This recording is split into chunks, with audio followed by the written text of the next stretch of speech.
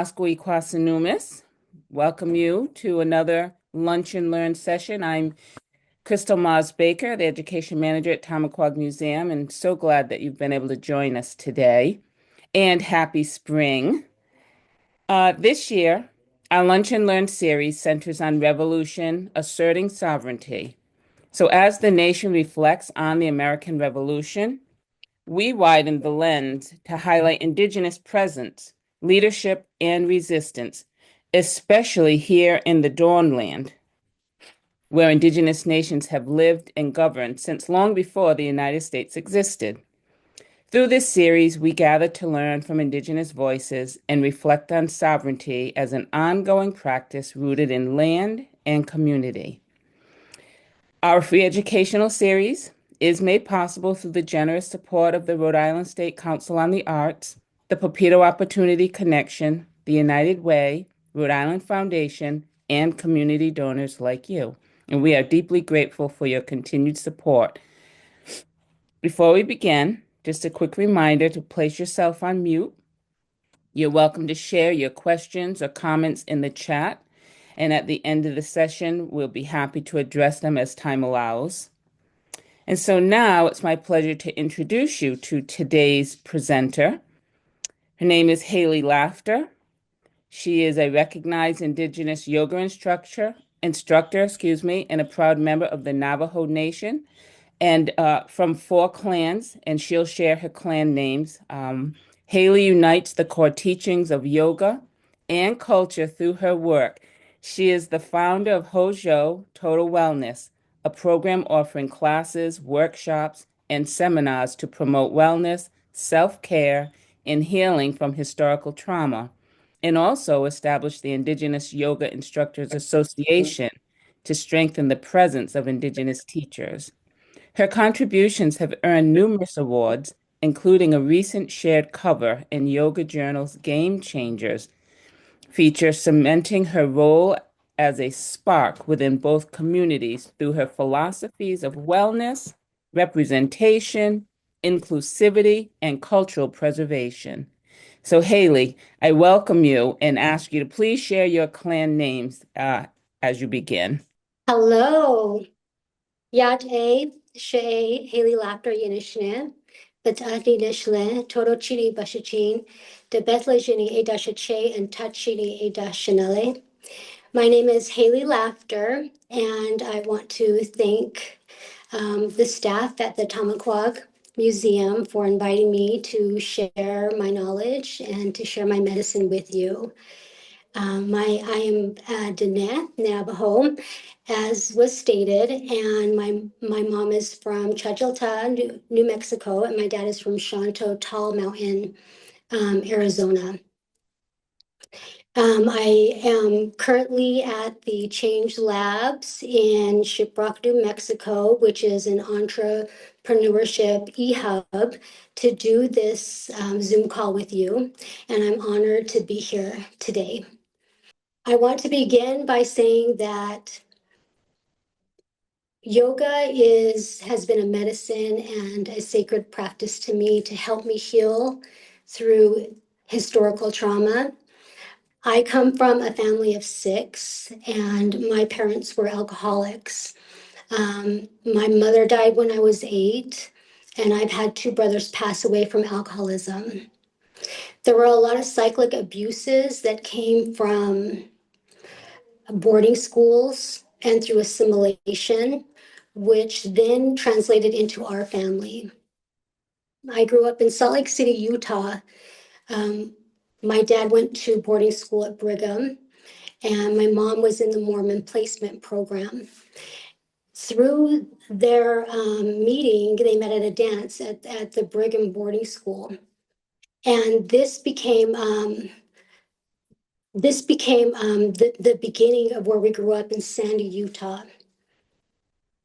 So I'm a city Indian, is what they call them. I grew up in the outskirts of Salt Lake City in a small town called, the suburbs of Salt Lake City, Utah, Sandy, Utah, to be specific. And I grew up there.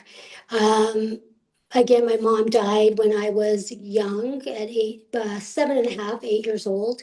And my dad was an alcoholic, and I was mainly raised by my siblings, in particular, my older sister, who's just right above me. I am second to the youngest, so she would be third to the youngest, or, third to the oldest. And so I grew up in a home that was very chaotic. I was raised around adults, but not by adults. And through that process, I had to learn my own teachings, or like my own values per se.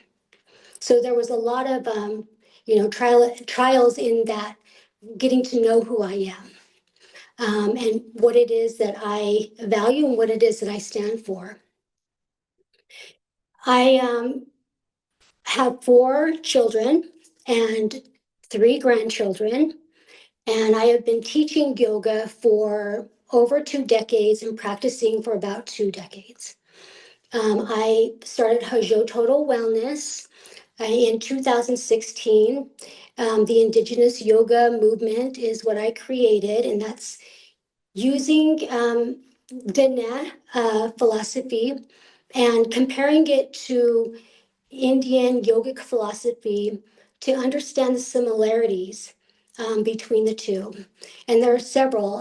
The first one would be is like, for Dene, we have creation stories, and a lot of tribes do, how things came about, how life began, or how we have songs, how we have, different body parts. These creation stories they have in ancient yogic philosophy also, Indian philosophy. And another thing would be, for Dene, we believe that, the right side is the female, the left side is the male. There's a duality in everything, an equal and opposite. In Indian yogic philosophy, the left is female and the right is male. There's also the aspect of the understanding and the belief in a greater power.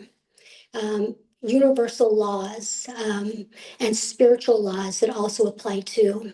So it's a value system that correlates between Dene philosophy and yogic or Indian philosophy.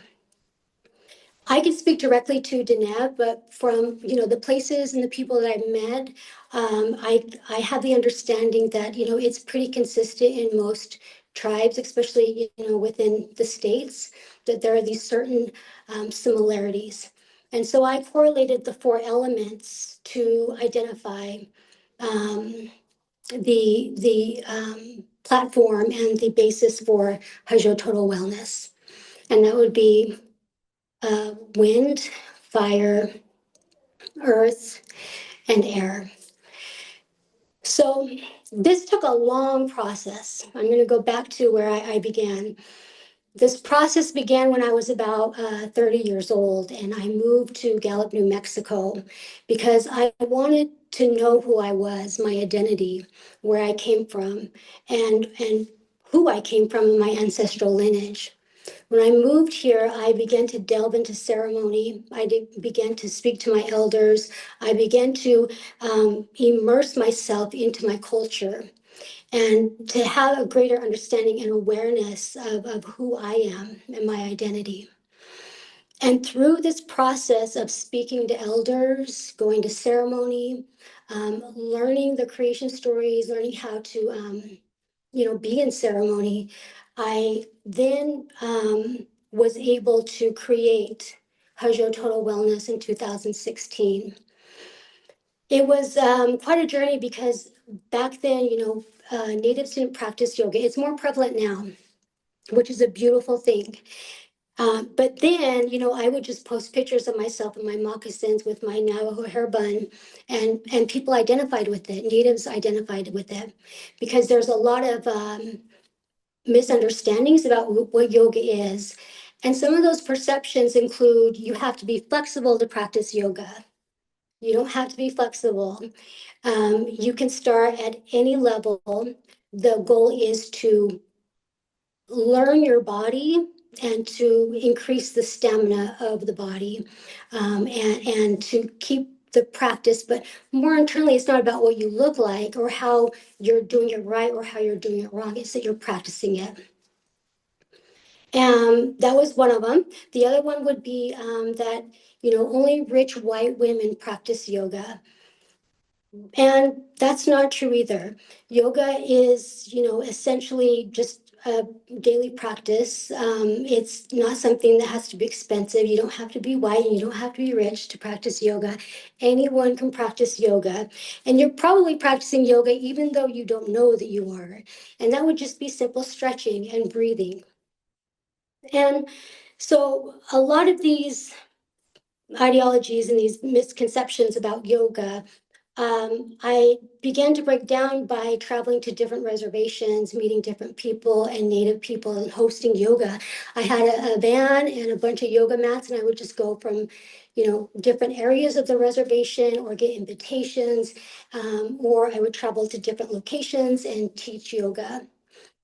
And it became my path and my life and what I do and how I began to sustain myself financially also.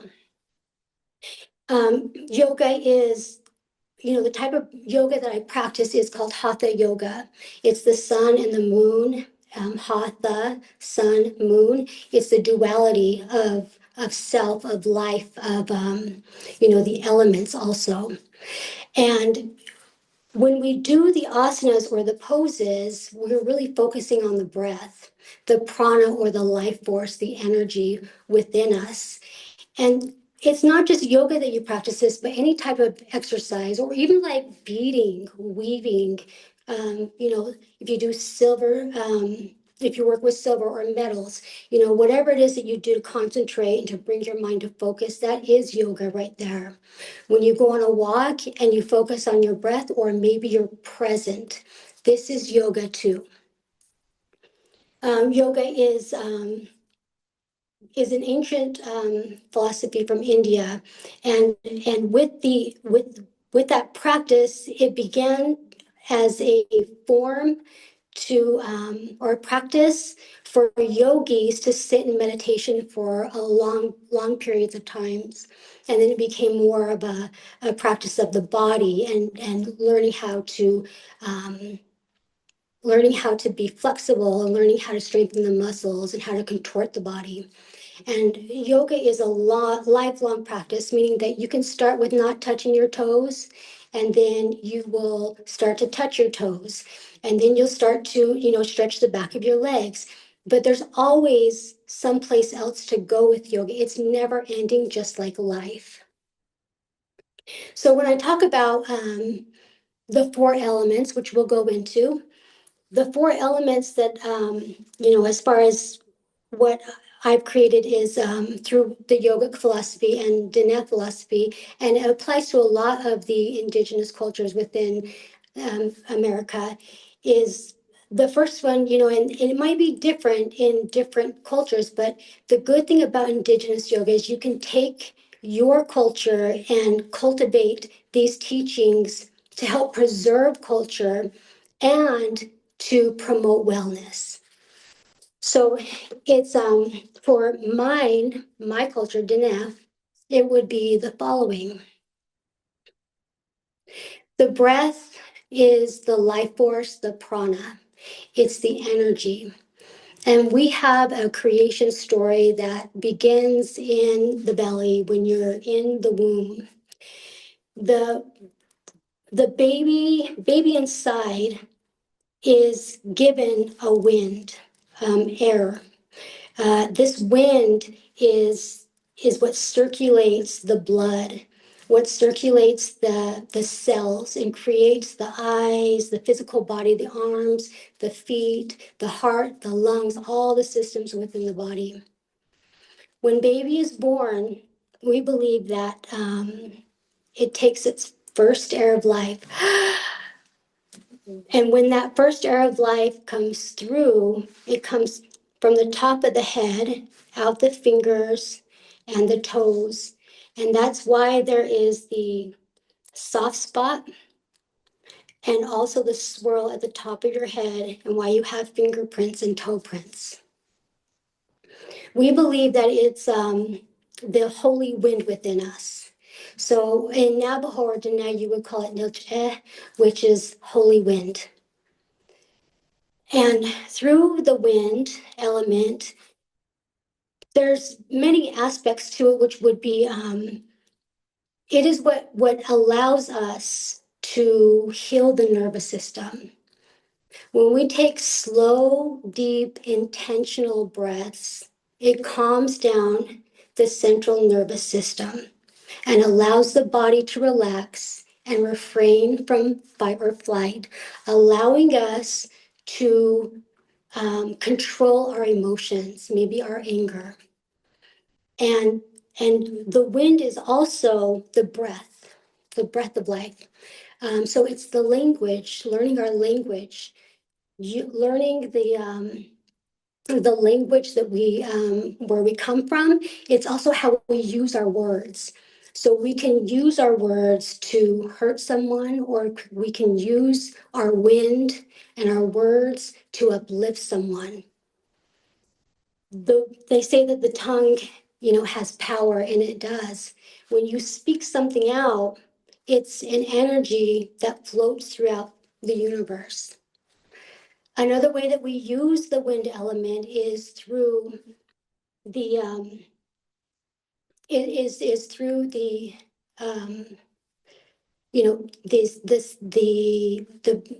excuse me, bringing presence into our life, bringing presence. So when we breathe and we focus, we're bringing presence. We're focusing on the current moment now. It's also the wind that we use for ceremony. How when we sing our songs, when we're dancing and we're breathing, that's the life force that's being activated within the body. So the wind is very powerful. It is what sustains us in this, what we call life, in this dimension, or this, what we experience here. And as simple as it is, there's a saying that says you begin life with your first breath and you end life with your last exhale. Inhale, exhale. And that's true. Like it's the breath that allows us to be present and allows us to sustain here and feeds our cells fresh oxygen. The breath is also how we help trees and plants to live. So, for instance, when we exhale, we emit CO2, which are, the toxins within the body.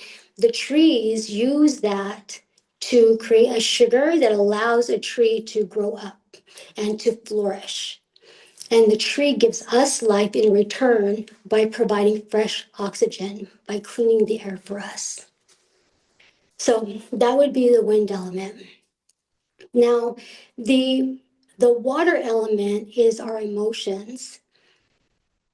Water is very powerful. There's nothing like water. Two hydrogens, one oxygen, and the hydrogens can connect to other hydrogens, and it can just go on forever. It has, it can be a gas, it can be a liquid, it can be a solid. And it also can have surface tension, so like, small insects can move across it. So water is a very unique element that our body needs. We need it to survive. It replenishes us. It cleans out our kidneys, our system, our blood. It regulates us. It's also the emotions within us and how we allow, when healing, we allow those emotions to flow. When we heal and we allow ourselves to cry, we feel that emotion and we let tears come down. It's a cleansing process. Water is cleansing. It activates certain chemicals that allow us to feel better. You know, when you cry really hard and then you go, and you just feel so much better. It's that breath and the water coming together and that cleansing that we have within us, a releasing of emotions, maybe of happiness or sadness. The water is also, you know, an element that we release in the body to release toxins.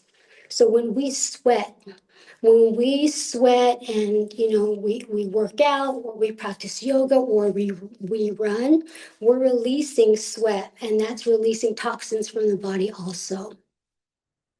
Water is also what allows a female to hold life in the placenta. So it's very gentle. Water is gentle, but it's also a force that can also be very powerful in a way of,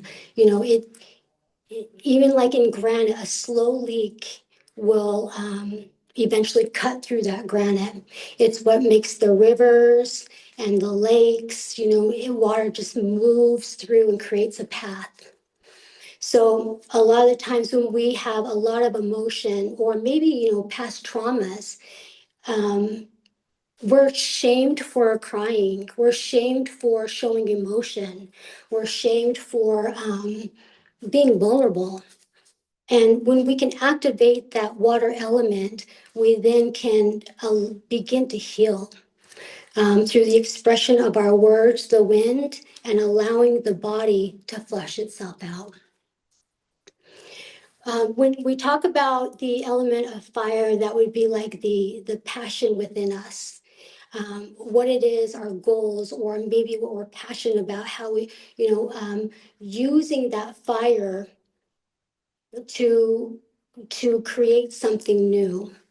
It's also, it can be also referred to as like anger, or using our passion in a good way. That also comes down to relationships, intimate relationships, using that passion and that desire in a healthy way. We can use fire to destroy if it's not maintained. But if we have a controlled fire within us, it then can cleanse things. It can clear things out and create new life. And so the passion, the fire within us is also like the heart center, and feeling that burn within us to create and to make sure that like we're containing the fire so it's not all over the place and burning a bunch of people, and keeping focus on what it is that's passion at the same time, that's controlled and also is healing, the contained fire. We also have the Mother Earth element, which would be the body. This is the physical manifestation of what we are to create this I guess we feel our body, right? And just like Mother Earth, we can feel her. And so the body would be likened to Mother Earth. And when we think about ourselves, oftentimes we forget, maybe sometimes we forget the divinity within us. We forget the sacredness of our bodies and what the body needs in order to sustain itself. And that would be just like getting fresh air, drinking lots of water, nutrition, making sure we're sustaining from things that can be harmful to the body. And also, in another aspect, it's also the environment that you surround yourself with.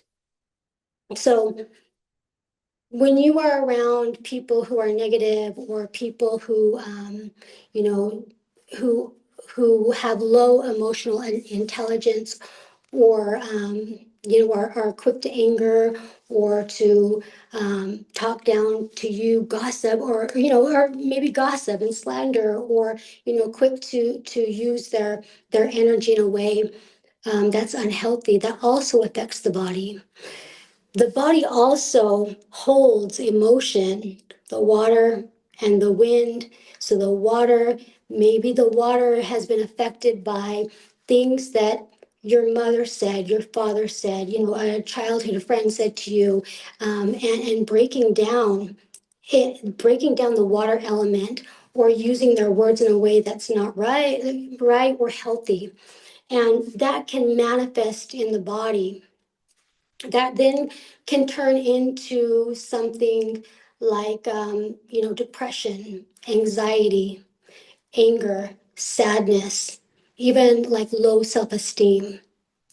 And so it's very difficult to forget those things because it's deep within the subconscious. So when you put all the elements together, the brain needs all of that. The brain is, protected by a water-like substance, and it creates electricity for the neurons and synapses to happen. And when we are, it also needs fresh oxygen. The brain needs fresh oxygen. It's a physical manifestation part of, Mother Earth. And sometimes in our subconscious, we can carry things that then become patterns. And these patterns that we have can be from what we learned from our parents, or what we learned from someone else, or maybe even just like words that were said to us, and our body holds on to that. Our bodies, the brain, the subconscious, the mind, even physically, if we've been abused, the body holds on to that. Being conscious and aware of the power that you hold within yourself is another level of self-awareness. When you can reach a self-awareness of consciously how you're doing, living life, and these different patterns that you're putting into not only yourself, but maybe your children or the people, your community, your family. Learning to break those patterns is where the healing really begins. With the Mother Earth also, it's physical, and exercising the body is very important, because yoga or exercise, stretching, breath work, all of these things is a proactive way of maintaining health and ensuring that in old age, you can still move around. You can still be flexible. You can still grab that cup. You can still walk. So it's a proactive way of living life also. Now, as far as healing, let me check the time really quick. Okay. As far as healing, I think that one of the things that's very powerful is storytelling. And that's part of identifying who you are and what the what the issue is, or what happened, and it's speaking it out. Because again, your Mother Earth, your body holds and stores that information. When you can talk about something, when you can share your story, you then begin to feel emotion, and then you start to release, those emotions. When you become aware of where that story comes from, you can then create a better self-identity and self-awareness of who you are. You also become more emotionally intelligent, or emotionally aware of yourself and others. One of the things that I learned from my Nelly, my paternal grandfather, he said that everything is within, and the whole universe is inside of you. That you're a sacred being, and you are connected to the soul. Every strand of your hair is connected to a star, and your feet touch the earth to keep you here in this plane, in this life. But you also are connected to a higher power, a higher being. And in our belief, in our way, we believe that there's an invisible feather at the top of the head where that swirl is, and it connects us to Creator, and to to to the universe, to the stars, to the galaxies. And when we tap into our subconscious through meditation, we can then start to change those patterns by connecting to something higher, different parts of our brains, and to Creator. And we can start to shift those patterns within us. I am an avid I meditate very regularly, and it's been very life-changing in my healing process, and also in creating a better sense of who I am and a better sense of my own self-concept and my self-esteem, and realizing that, I'm the one that's in control of my life, and I'm the one that's in control of what I do and how I do it. I'm not saying I'm perfect, not by all means, okay? But I am self-aware, and I know when something is, maybe I need to change a pattern, or maybe I need to change a thought. It's an ongoing process, but it's delving deeper into yourself and who you are, and into the conscious and to the subconscious, and recognizing the patterns within yourself. So Hatha yoga is a moving meditation. And when you move the body in your asanas, you're holding it. When you're holding the asana, you are then concentrating on the breath. When you concentrate on the breath, you are then connecting the mind with the body. And when you connect the mind to the body, it creates awareness. So as you practice anything that you do physically, and you go into meditation, it's going into self-awareness and awareness of your environment. You become more aware of yourself and others. Yoga also teaches you how to be disciplined and how to control the mind. So a lot of the times these stories that we hold on to, and they may be even superficial, like, I'm too fat, I'm too tall, I'm too rich, I'm too poor, I'm too tall, I'm too short, I'm too skinny, I'm too fat. There's all these excuses that we hold in the mind. And through yoga, you learn to, what they say, control the monkey mind. And that is through learning how to control the thoughts, learning how to control the thoughts and the way that you react to the outside circumstances. A lot of times what happens is we become reactive rather than proactive.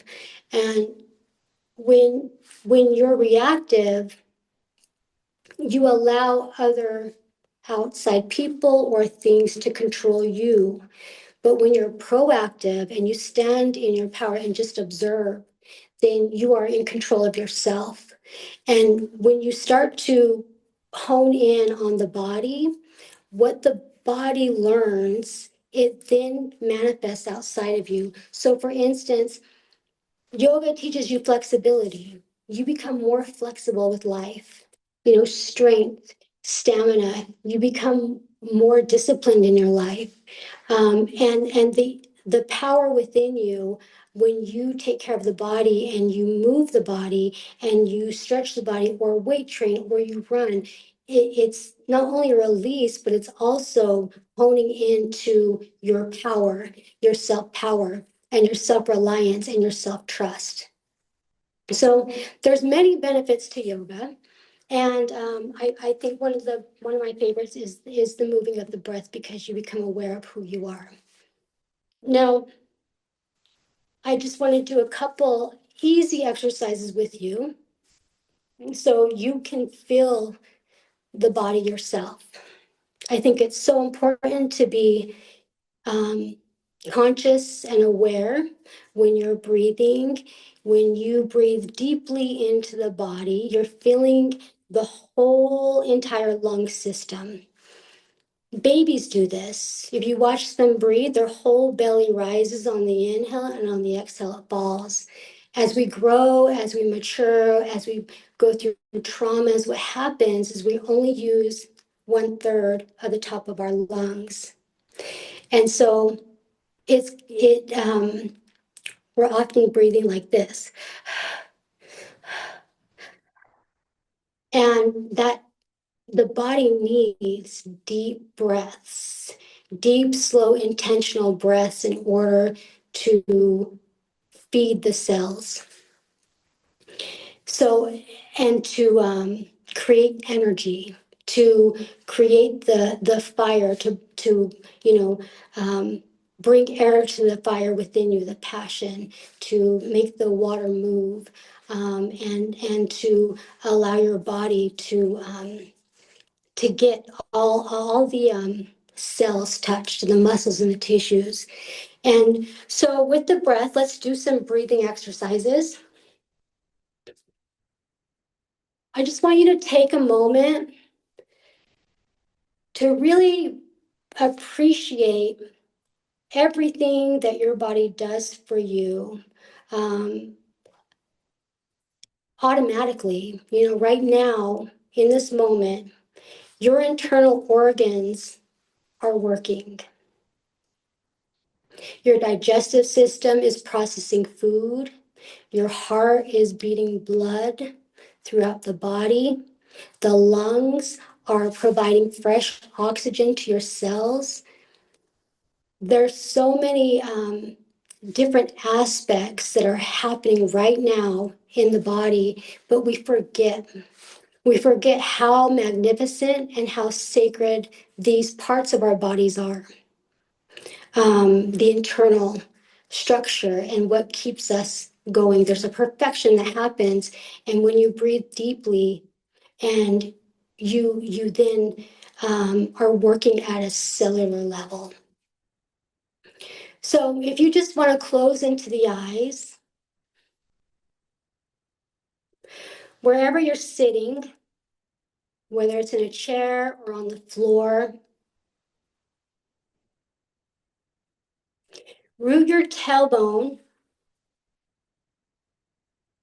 down. Draw your shoulders back and open up your chest. Make your spine long. Imagine I'm pulling a string up towards the sky, and your spine is nice and long.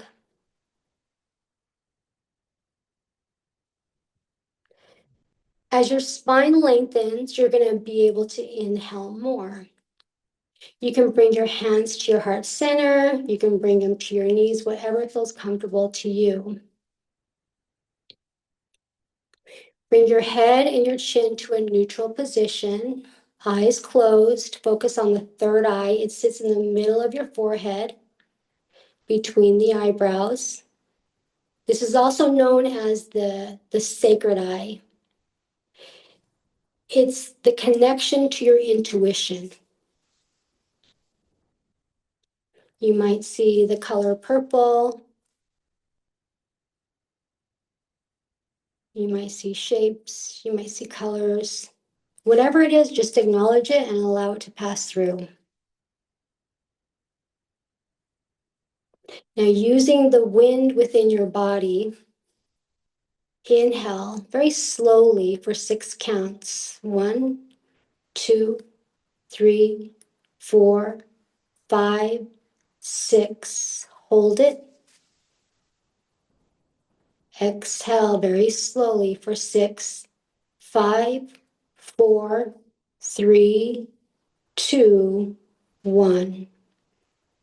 Inhale. Fill your lungs all the way up to maximum capacity. Feel your belly and your chest rise. Sip in a little bit more air. Hold it. And exhale. Very slowly let all the air out. 2 more. I'll do it with you. Inhale.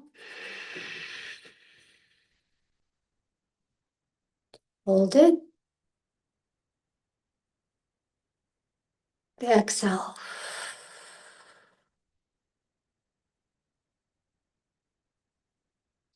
Push all the air out. Inhale.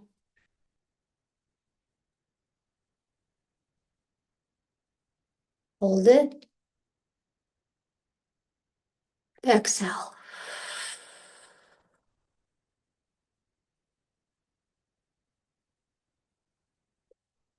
Very good. Slowly open your eyes. And you are now a little bit more relaxed. Just go ahead and move your shoulders back. Move your shoulders forward. You can open the eyes. Good. Now the spine was made to move in 6 directions. Back and forth, right and left, and twist side to side. It's a flexible, it's a flexible part of the body that allows us to move.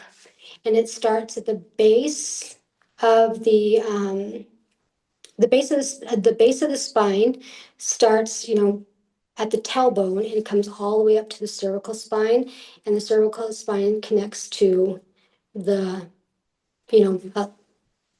skull and the brain, because the central nervous system sits in between each and every vertebrae. So we're going to try moving the spine if you have the flexibility, and we're going to bring our arms out to the side. Yeah, you can actually just to the side, palms up. And inhale, draw your arms all the way up, stretch up. Good, hold it here. And on the exhale, bring the left hand onto the ground. Stretch that right arm up and over, and feel a stretch in the right side of the body. Look up towards the ceiling. Use that left hand to balance.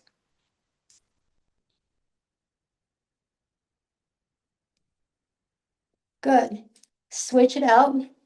Bring the right hand down onto the ground. Inhale. Stretch the left arm up and over. Look up towards the ceiling. Feel a stretch on the right side of the left side of the body. Open up the chest. Good. Let's do that again. Inhale.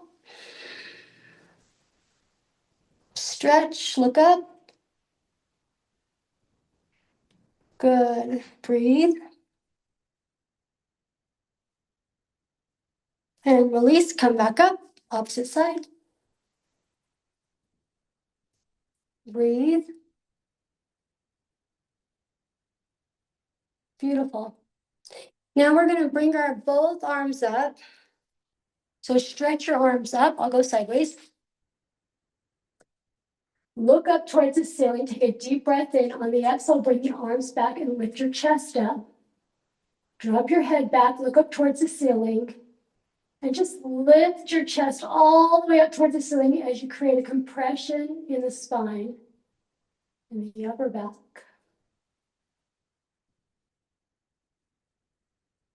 Good. Stomach in, round the spine. And just bring your chin to the chest and really round your spine as you suck the belly in. So you want to go like this.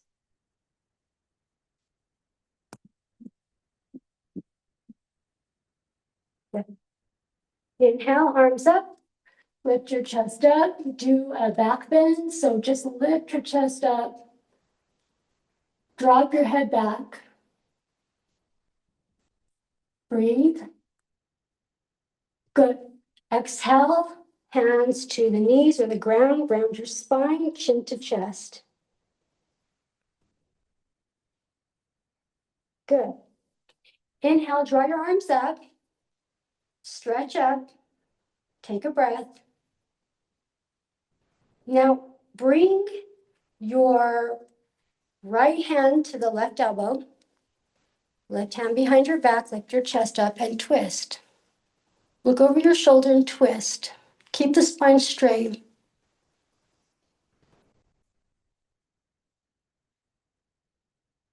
Good. Inhale, come up. Stretch up and do the opposite side. Left hand onto the right knee on the outside. Use that right hand as a kickstand to keep the spine straight. Take a deep breath in. On the exhale, look over the right shoulder. Twist.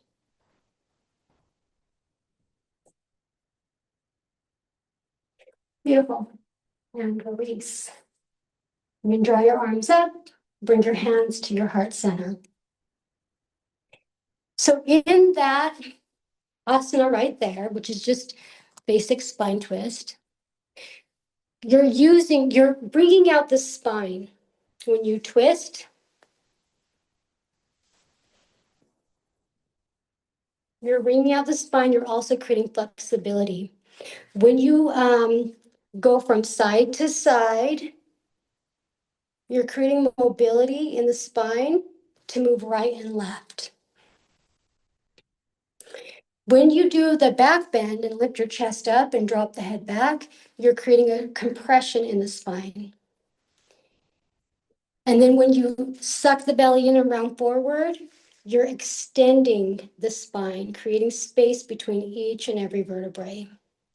So there's so much going on at the same time. Your mind is listening. You're using the right side and the left side of the brain. It's also, you're telling it what to do. And you are also using the breath to stay in the asana, in the breath, or in the asana into the pose. And that's pretty much how, yoga works. It's really stretching, holding it, and then working different aspects of the body.